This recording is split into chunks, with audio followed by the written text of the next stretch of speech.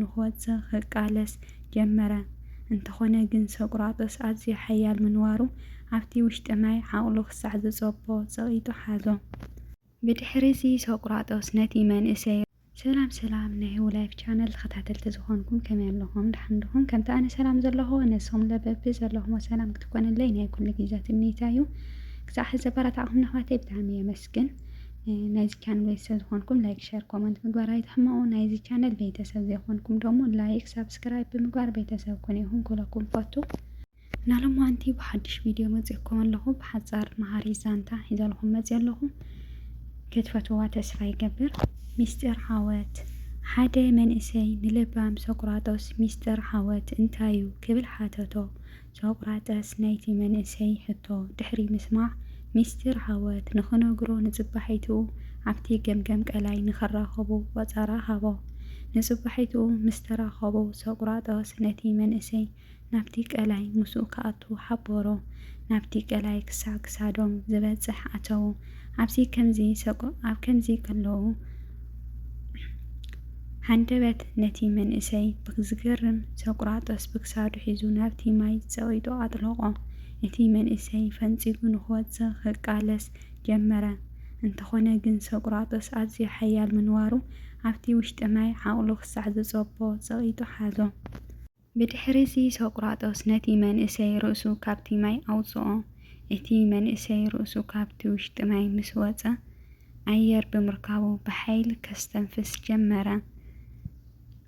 ሰቁራጦስ ነቲ መንእሰይ ከምዚ ኢሉ ሓተቶ ርእስኻ ኣብቲ ማይ ጠሊቓ እንከላ ብልቢ ክህልወካ ዝተመነኻዮ እንታይ ነይሩ ክብል ሓተቶ።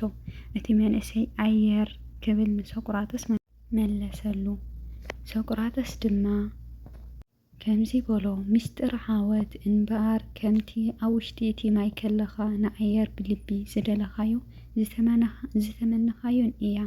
ከምኡ ጌርካ ትምነያን ድለያን ምስ ስራሕ ክትረኽባ ኢኻ በሎ። ሞራል እዛ ዛንታ ሃልሃል ኢሉ ዘቃፅል ድልየት እዩ። ናብ ዓብዪ ዓወት ዝመርሕ ጭልምልም እንዳበለ እትቃፀል ሓዊ ከምቲ ዝድለ ብርሃን ክትረክብ ኣይትኽእልን እያ። ንእሽቶ ወይ ድኽም ዝበለ ድልየት ናብ ዓወት ክበፅሕ ኣይኽእልን እዩ። ዓወት ካብ ውሽጢ ዝመንጨወ ድልየት ዳ እምበር ካብ ሓሳባት ካብ ጊዜያዊ ለትሪኦም ነገራት ዝፍልፈል ነገር ኣይኮነን እዩ። ዓወት ብፃዕሪ እዩ ዝመፅእ፣ ግን መጀመርያ ብድልየት እዩ ዝመፅእ።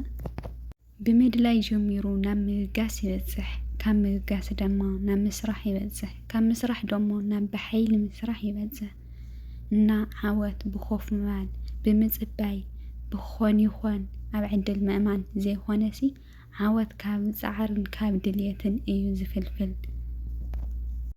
ዓወትና ንምድላይ መጀመርያ ካብ ድልየትና ካብ ውሽጥና ንድለ። ካብ ውሽጥና ተዘይሃልዩ እቲ ድልየት እቲ ዓወት ክንወፅሕ ኣይንኽእል። ኣብ ሓሳብና ብቻ ኢላ ተመላለሰ ክነብር።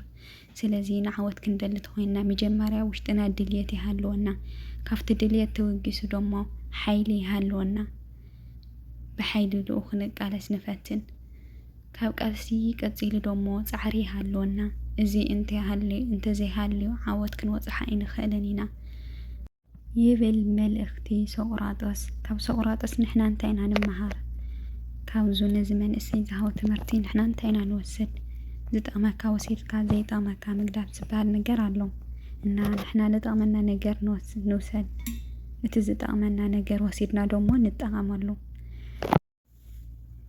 እዛ ዛንታ ነዚኣ ትመስል። ፈቲኹማ ክትኮኑ ተስፋ ይገብር። ብሓቂ ንእሽተን ሕፅር ኢላ ኳያ ግን ሓፃር ኮይና ዋላ ብዙሕ ጠቕሚ ኣለዋ ውሽጣ። ኣነ ከም ዘተረዳእኽዋት ኮይኑ ማለት እዩ እና ለዓወት ሰሪሕኻ ብቻ ዘይኮነሲ መጀመርያ ደሊኻ ክትረኽቦ ከም ዘለካ እያ ምሂራትኒ ንዓየ።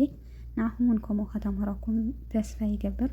እንተፈቲኹማ ከም ናይ ቀደምኩም ብርታዕኹም ኣይፈለየኒ። ላይክ ኮመንት እውን ርእቶኹም ማጣይ ተሕመቑ ክብለኩም እፈቱ። ናይዚ ቻነል ቤተሰብ ዘይኮንኩም ደሞ ላይክ ሳብስክራይብ ብምግባር ቤተሰብ ኮነ ይኹን። ኣብ ቀፃሊ ዝሓሸ ካብዚ ዝዓበየ እዚኣ ሕፅር ዝበለት እየ ድምፅያ ኣለኹ። ትምሃሪት እያ ዳ እምበር ሕፅር ዝበለት እየ ቀሪበያ ኣለኹና ኣብ ቀፃሊ ካብዚ ዝሓሸ ብንውሕ ዝበለ ሒዘልኩም ክመፅእ በዓልቲ ሙሉእ ተስፋ እየ።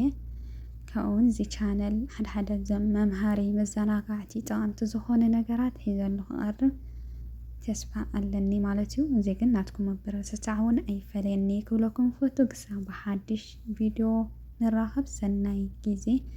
ድምፂ ላቆራረፅ እየ ዘእትዮ ኣለኹ። ድምፂ ደርብሽ ድምፂ መንጎ ስለ ዝኣትየኒ ኣሎ እና ክሳብ ሓድሽ ቪድዮ ንራኸብ። ሰናይ ግዜ፣ ሰናይ ቁንያት ይኹነልኩም።